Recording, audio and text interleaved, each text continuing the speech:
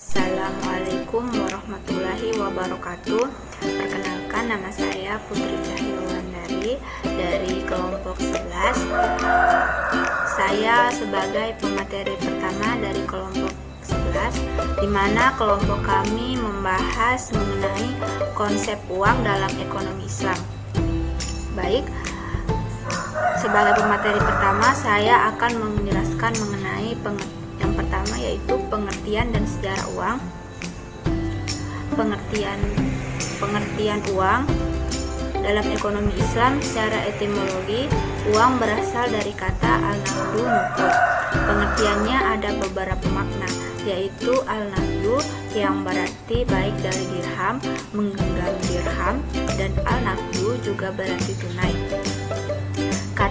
Sedangkan kata nuqud tidak terdapat di dalam Al-Quran dan hadis, karena bangsa Arab umumnya tidak menggunakan nuqud untuk menunjukkan harga. Mereka hanya menggunakan kata dinar untuk menunjukkan mata uang yang terbuat dari emas, dan kata dirham untuk menunjukkan alat tukar yang terbuat dari perak. Mereka juga menggunakan warik untuk menunjukkan dirham perak, kata ain untuk menunjukkan dirham emas. Sementara itu, kata fulus atau uang tembaga adalah alat tukar tambahan yang digunakan untuk membeli barang-barang murah. Adapun pengertian dari dinar dan dirham. Yang pertama, dinar berasal dari bahasa Romawi, denarius, yaitu nama untuk emas cetakan. Yang kedua, yaitu dirham berasal dari bahasa Yunani, yaitu drachma, yaitu nama untuk perak cetakan. Nabi Muhammad bersabda dalam hadis yang diriwayatkan oleh Utsman bin Affan, "Jangan kalian jual 1 dinar dengan 2 dinar, dan 1 dirham dengan 2 dirham." Dan juga Nabi Muhammad bersabda dalam hadis yang diriwayatkan oleh Abu Sa'id Khudri, "Jangan kalian jual emas dengan emas, perak dengan perak, kecuali sama nilai, ukuran, dan timbangan." Secara terminologi, uang diartikan oleh Al-Ghazali dan Ibnu Khaldun sebagai apa yang digunakan manusia sebagai standar ukuran nilai harga, media transaksi pertukaran, dan media simpanan.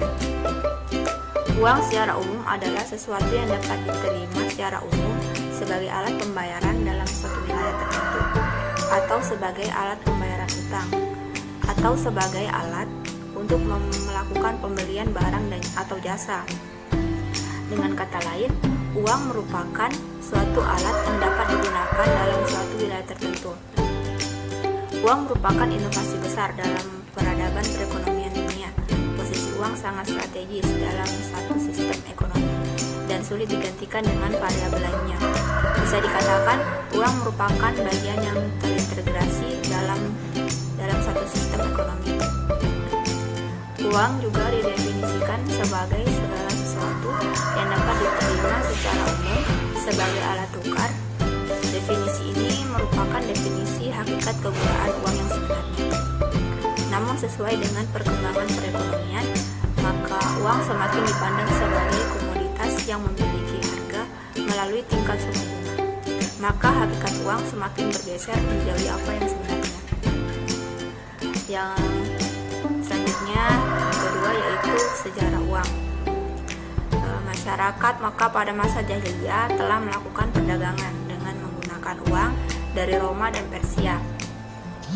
Uang yang ketika itu dinar Hercules, Byzantium, dan dirham dinasti Sasani Irak, dan sebagian mata uang bangsa Himyar dan Yaman. Ini berarti bangsa Arab pada masa itu belum memiliki mata uang sendiri. Ketika diangkat menjadi Rasul, Nabi Muhammad tidak mengubah mata uang tersebut karena kesibukannya mempersekutukan sendi-sendi Islam di Jazirah Arab. Pada awal pemerintahannya, Umar bin Khattab juga tidak melakukan perubahan pada mata uang ini karena kesibukannya melakukan ekspansi wilayah kekuasaan Islam. Barulah tahun ke-18 Hijriah, mulai dicetak dirham Islam yang masih mengikuti model cetakan Sasani berukiran Kisra dengan tambahan beberapa kalimat tauhid dalam bentuk tulisan kufi, seperti kalimat Alhamdulillah pada sebagian dirham dan kalimat Muhammad Rasulullah pada dirham yang lain. Juga kalimat Umar, kalimat Bismillah, Bismillah Robbi, La ilaha illallah yang menggambarkan gambar Kisra. Malah pada masa ini juga sempat terpikir oleh Umar untuk mencetak uang dari kulit unta, namun diurungkannya karena takut akan terjadi kelangkaan unta. Percetakan uang dirham ala Umar ini dilanjutkan oleh Khalifah Utsman dengan mencetak dirham yang bertuliskan kalimat Allahu Akbar, Bismillah Barakallah, Bismillahirrahmanirrahim, Allah Muhammad dalam bentuk tulisan Al-Bahlawiyah. Sejak awal sejarah manusia, orang-orang bekerja keras dalam kehidupan untuk memenuhi terjadinya barang dan jasa dan memanfaatkan nikmat-nikmat yang Allah berikan kepada mereka. Keperluan yang banyak dan beragam menimbulkan sikap saling ketergantungan antar manusia yang populasinya semakin bertambah, sehingga mendorong manusia untuk saling tukar-menukar hasil produksi. Pada awalnya, manusia tidak mengenal uang, tetapi melakukan pertukaran antar barang dan jasa secara barter. Pertukaran barter ini menandai adanya keinginan yang sama pada saat bersamaan dari pihak-pihak yang melakukan pertukaran ini. Namun, ketika kebutuhan semakin kompleks, semakin menciptakan double contingence of wants. Ketika seseorang membutuhkan beras sedangkan hanya memiliki garam dan pihak lain tidak membutuhkan garam yang dibutuhkan daging, sehingga syarat terjadinya barter tidak terpenuhi. Karena itulah diperlukan alat tukar yang dapat diterima semua pihak. Alat tukar demikian disebut uang yang pertama kali dikenal dalam peradaban Sumeria dan Babilonia. Sekian materi yang dapat saya sampaikan. Kurang lebihnya mohon dimaafkan. Wabillahi taufiq wal hidayah. Wassalamualaikum warahmatullahi wabarakatuh. Bismillahirrahmanirrahim. Assalamualaikum warahmatullahi wabarakatuh. Sebelumnya saya berterima kasih kepada Bapak Supriyadi Hamid selaku dosen pembimbing mata kuliah Ekonomi Syariah kelas Akuntansi A Universitas Islam Negeri Alauddin Makassar.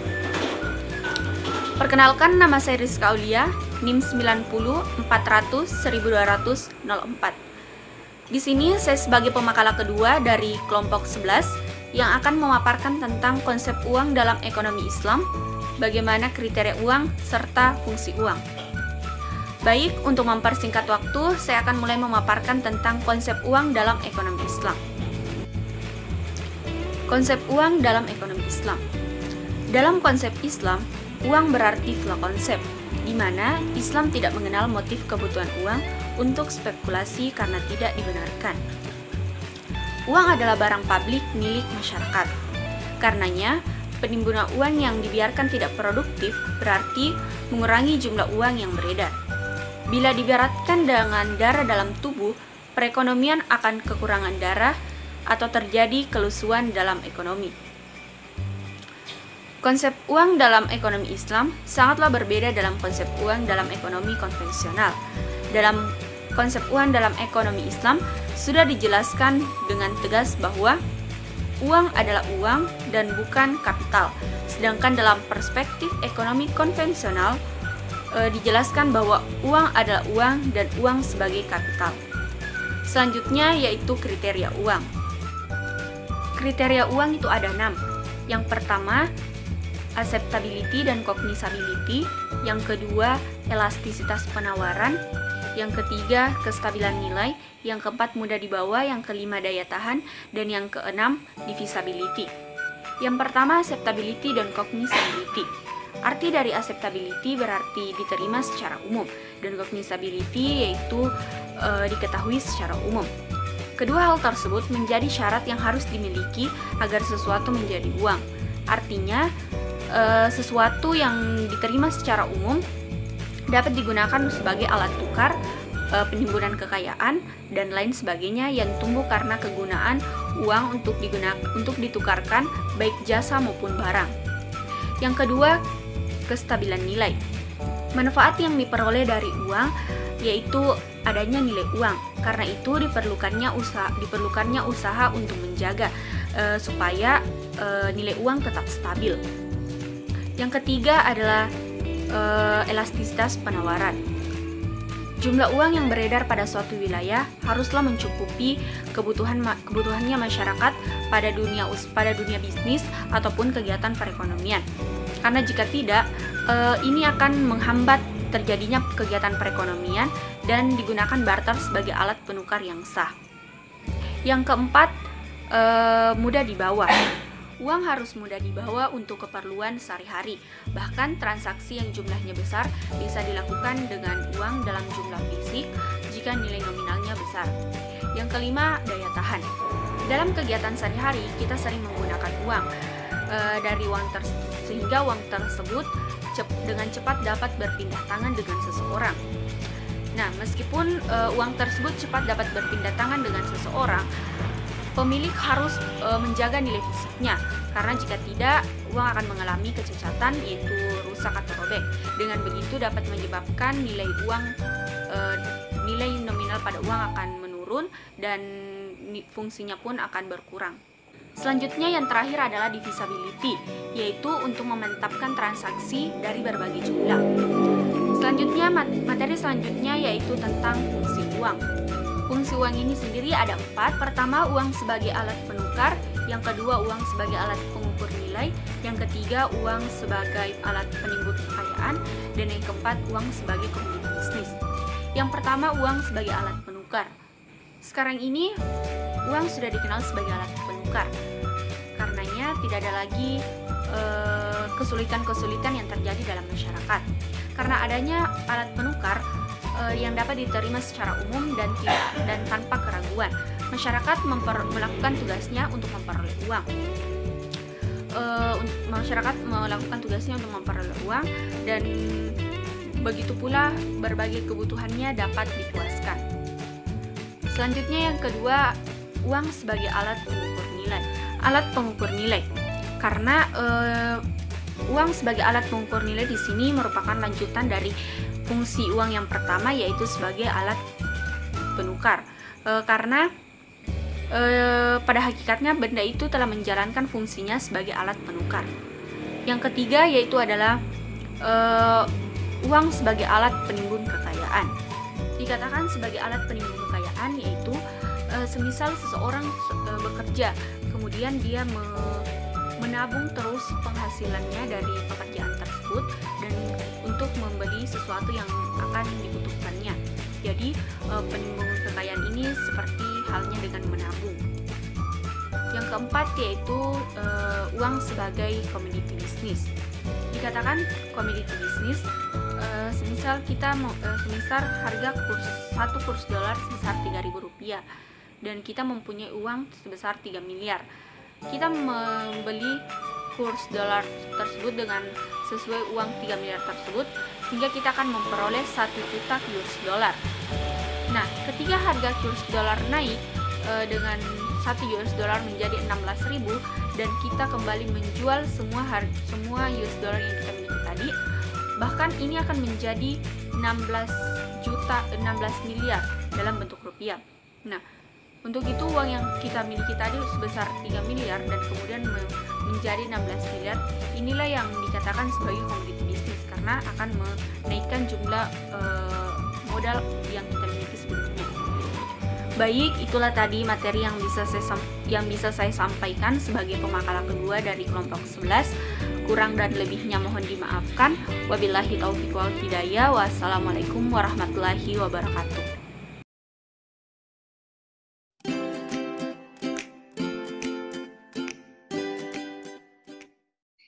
Bismillahirrahmanirrahim. Assalamualaikum warahmatullahi wabarakatuh. Sebelumnya saya berterima kasih kepada Bapak dosen Pak Supradi Hamid selaku pembimbing mata pelajaran Ekonomi Syariah kelas Akuntansi A Universitas Islam Negeri Al-Azhar Makassar. Izinkan saya atas nama Risaldi dengan NIM 90400120024 sebagai pemakala ketiga dari kelompok 11 untuk memaparkan materi mengenai perbedaan fungsi uang menurut Islam dan konvensional serta jenis-jenis uang. Untuk mempersingkat waktu, langsung saja kita masuk pada materi yang pertama, yaitu perbedaan fungsi uang menurut Islam dan konvensional. Dalam sistem ekonomi Islam, uang hanyalah sebagai alat tukar atau medium of exchange dan bukan suatu komoditas yang bisa diperjualbelikan. Sedangkan dalam sistem ekonomi konvensional, uang tidak hanya berfungsi sebagai alat tukar yang sah atau legal lender, melainkan juga sebagai komoditas atau komoditi perdagangan. Selanjutnya, materi jenis-jenis uang. Setelah kita ketahui bersama bahwa uang memiliki evolusi panjang, perkembangannya dalam sejarah peradaban manusia dari mulai zaman primitif dulu hingga sekarang, keberadaan uang sangatlah signifikan dengan arjen. Meskipun sebelumnya uang tersebut wujud tidak seperti hal yang kita kenal. Uang kemudian berkembang dan berevolusi mengikuti perjalanan sejarah. Dari perkembangan itulah kemudian uang digolongkan menjadi 3 jenis. Yang pertama itu uang kartal. Uang kartal ialah uang yang sehari-hari kita gunakan sebagai alat transaksi atau pembayaran yang sah dan wajib diterima oleh semua masyarakat. Uang kartal juga biasa disebut sebagai uang primer. Uang kartal terbagi menjadi 2, yaitu uang logam dan uang kertas. Uang logam pada zaman dahulu terbuat dari emas dan perak dan sudah digunakan sejak berabad-abad yang lalu. Sedangkan uang kertas adalah uang yang dikeluarkan oleh bank sentral yang merupakan alat pembayaran yang sah di suatu negara. Contohnya di Indonesia, otoritas yang mengeluarkan uang kertas adalah Bank Indonesia. Yang kedua itu uang giral. Uang giral adalah saldo tagihan yang ada di bank, dan uang giral bukanlah alat pembayaran yang sah, karenanya dapat ditolak. Uang giral hanya berlaku antara pihak yang berhutang dengan pihak piutang. Pembayaran yang menggunakan uang giral dapat berbentuk cek ataupun giro. Selanjutnya itu ketiga, uang dinar dan dirham. Seiring dengan penyebaran dinar dan dirham, pemahaman masyarakat pun semakin meningkat, termasuk dalam ketetapan salah satu rukun Islam, yaitu pembayaran zakat mal dan ibadah sunnah lainnya seperti untuk mas kawin dan akikah. Namun bukan hanya berfungsi sebagai alat ibadah, dinar dan dirham pun kini bisa digunakan sebagai alat transaksi perdagangan barang dan jasa. Sebagai kesimpulan, yaitu dalam ekonomi Islam, secara etimologi, uang berasal dari kata al-naqdu. Pengertiannya ada beberapa makna, yaitu al-naqdu berarti yang baik dari dirham, menggenggam dirham, membedakan dirham, dan al-naqdu juga berarti tunai. Kata nuqud tidak terdapat dalam Al-Quran dan hadis, karena bangsa Arab umumnya tidak menggunakan nuqud untuk menunjukkan harga. Mereka menggunakan kata dinar untuk menunjukkan mata uang yang terbuat dari emas, dan kata dirham untuk menunjukkan alat tukar yang terbuat dari perak. Saran ya. Pertama itu diperlukan penelitian lanjutan mengenai efek penerapan terhadap kehidupan sosial ekonomi dan politik guna menjaring lebih banyak lagi pengguna dinar dan dirham di Indonesia yang pengaruhnya hingga saat ini masih rendah. Yang kedua itu melakukan kerjasama dengan instansi pemerintah untuk menjadikan alat tukar yang dapat diterima oleh semua kalangan masyarakat. Yang ketiga, menjalin kerjasama dengan para ulama sebagai garda terdepan penjaga keislaman masyarakat, yang nantinya materi yang disampaikan ketika pengajian bukan hanya masalah ibadah saja, tapi juga masalah muamalah. Sebagai penutup, saya mengutip pernyataan dari Winston Churchill yang mengatakan, apa yang Anda tahu tidaklah penting, tetapi apa yang Anda lakukan dengan apa yang Anda tahu itu jauh lebih penting. Demikianlah hasil pemaparan materi dari saya. Kurang lebihnya mohon dimaafkan. Wabillahi taufiq wal hidayah. Wassalamualaikum warahmatullahi wabarakatuh.